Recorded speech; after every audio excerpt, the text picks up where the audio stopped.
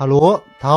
เจ้าได้ยินข่อยเว้าอยู่บ่เฮาคือปากันไปแล้วเจ้าสิโทรมาหาข่อยเฮ็ดหยังอีกข่อยบ่ได้มีเงินให้เจ้ายืมเด้อบ่ได้โทรมายืมเงินโอ้ยเนาะเจ้าโทรมาเฮ็ดหยังสั่นโอ้ยข่อยมาตลาดเดี๋ยวนี้เมียใหม่เจ้าให้เจ้าไปตลาดเองบ่สมัยอยู่นำข่อยหั่นนะใส่ไปหยังก็บ่ไปได้อีหยังกินแน่ล่ะไปตลาดหั่นถามเบิ่งซื่อๆดอกคือเก่าเฮานั่นล่ะเฒ่า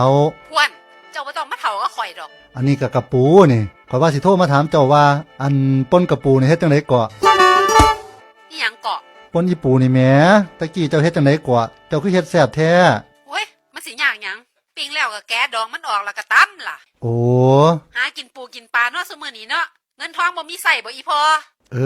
ก็มีพอได้ใช้ได้อยากได้กินไปหั่นล่ะมีก็มีบ่หลายดอกคันมีหลายก็เอามาให้ยืมนี่เด้อก็มีแต่เงินซุ่มเสืองเจ้าไว้ตะพุ่นล่ะ 4-5 แสนพอได้เติมน้ำมันรถฮะ500,000